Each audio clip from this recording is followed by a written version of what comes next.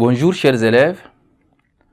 La séquence d'aujourd'hui porte sur la notion d'étude de la fonction f de x égale à a sur x avec a différent de 0. Eh bien chers élèves, l'objectif même de cette séquence c'est d'étudier la fonction f de x égale à a sur x. Il faut bien préciser a soit différent de 0. Eh bien pour déterminer, plutôt pour étudier cette fonction a sur x, on va d'abord passer à la domaine de définition. C'est une fonction rationnelle. Elle est définie sur de moins infini à 0 union, n'est-ce pas, de 0 à... Parce qu'on prend le x soit différent de 0. Alors, si vous avez déjà déterminé, on va maintenant passer au sens de variation. Le sens de variation, chers élèves, on prend les x et y, deux nombres réels, non nuls bien sûr, avec x est inférieur à y, et on peut comparer, n'est-ce pas, les f de x et le f de y. Alors, c'est-à-dire, il nous faut la comparaison de ces deux nombres-là. A sur x et a sur y. Alors, qu'est-ce qu'on va faire? Nous allons d'abord, dans un premier temps, chercher à poser la valeur de x, plutôt de a. Si a est supérieur à 0, chers élèves, et nous prenons maintenant x inférieur à y qui est inférieur à 0, ça veut dire que x est comprise entre moins infini et 0, eh bien, 1 sur x reste, n'est-ce pas, supérieur à 1 sur y. C'est-à-dire, le a sur x est supérieur également à a sur y.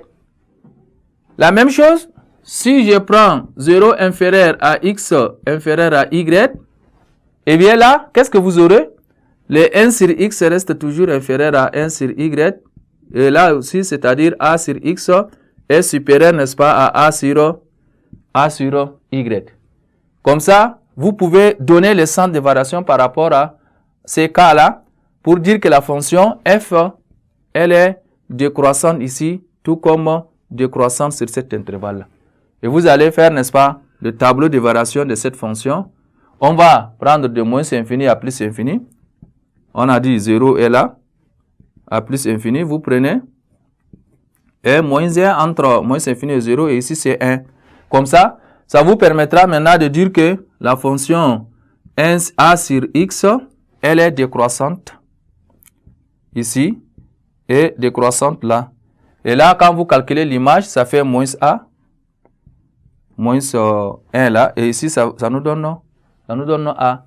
Donc, notre fonction là, elle est décroissante sur moins infini à 0 et également de 0 à plus infini. Ça, c'est pour a strictement supérieur. Maintenant, pour a négatif, chers élèves, ça va être maintenant le contraire.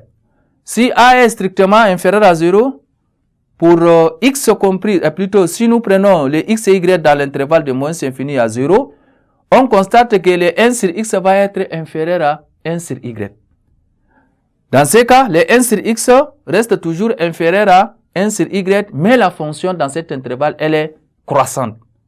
De même, x et y sur l'intervalle de 0 à plus infini, nous allons remarquer que le 1 sur x va être inférieur cette fois-ci, si a est inférieur à 0.